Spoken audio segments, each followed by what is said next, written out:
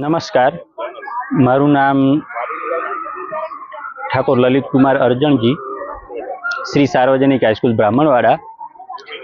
ઇનોવેશનમાં મારો મુદ્દો છે ખાસ કે વિદ્યાર્થીઓને ભણાવેલું યાદ રહેતું નથી.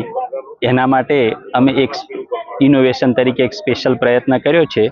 એમાં સૌ પ્રથમ તો ધોરણ 9નો એક વર્ગ પસંદ કરવામાં આવે છે. વર્ષ 2022-23માં ધોરણ 9ના 34 વિદ્યાર્થી, 23-24માં 36 વિદ્યાર્થી, 24-25માં 38 વિદ્યાર્થી, આ પ્રમાણે મેં ધોરણ 9ના 3 વર્ષ સુધી વર્ગ પસંદ કરેલા છે. સૌ પ્રથમ એક મુદ્દો પસંદ કરવામાં આવે છે. એ મુદ્દો વિદ્યાર્થીઓને બરાબર ભણાવી, સમજાવી અને એમને એક અઠવાડિયા સુધી તૈયાર કરવાનું કહેવામાં આવે છે. એમાં લગભગ પ્રથમ અઠવાડિયે 18% વિદ્યાર્થીઓ આ મુદ્દાને સારી રીતે યાદ રાખી શકે છે. એ જ મુદ્દો એક અઠવાડિયા પછી ટેસ્ટ લેવામાં આવે છે. ટેસ્ટ લીધા પછી પાછો ફરી એ જ મુદ્દો વિદ્યાર્થીઓને ભણાવવામાં આવે છે અને બીજા અઠવાડિયે ફરી પાછો ટેસ્ટ લેવામાં આવે છે.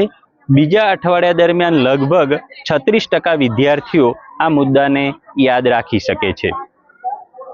એ જ મુદ્દો ફરી પાછો ત્રીજા અઠવાડિયે એ જ વિદ્યાર્થીઓ એ જ મુદ્દો અને ત્રીજા અઠવાડિયા માટે તૈયાર કરવામાં આવે છે.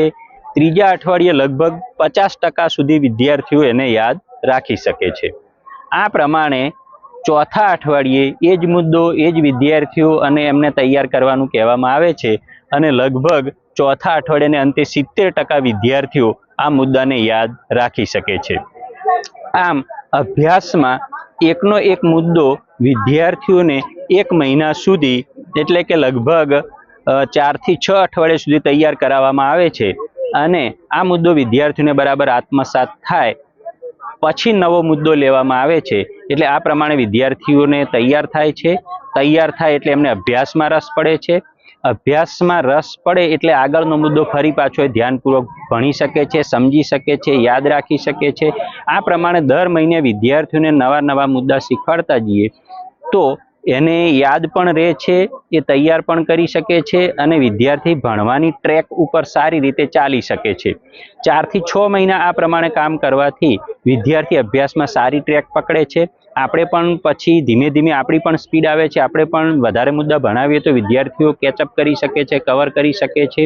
એનો આઈક્યુ પાવર પણ વધે છે અને આ પ્રમાણે વિદ્યાર્થીઓને આપણે ભણવામાં ઓછો રસ હોય એમને ભણવામાં રસ લેતા કરી શકાય છે, એમને સાંકળી શકાય છે અને વિદ્યાર્થીઓમાં આ પ્રમાણે જો પ્રવૃત્તિ કરવામાં આવે તો એના પરિણામ પણ સારા મળ્યા છે. 3 વર્ષથી અમે આ કામ કરીએ છીએ તો 3 વર્ષમાં લગભગ અમને સારું પરિણામ મળ્યું છે. વિદ્યાર્થીઓ 9મામાં તૈયાર થાય તો 10માની બોર્ડની પરીક્ષામાં પણ એનું રિઝલ્ટ સારું મળ્યું છે. આ પ્રમાણે લગભગ 70% જેટલા વિદ્યાર્થીઓને અભ્યાસમાં આપણે રસ લેતા કરી શકીએ છીએ, સ્વયં અધ્યયન કરતા કરી શકીએ છીએ અને આ પ્રમાણે વિદ્યાર્થીઓને આપણે સારું પરિણામ પ્રાપ્ત કરી શકીએ છીએ. Thank you.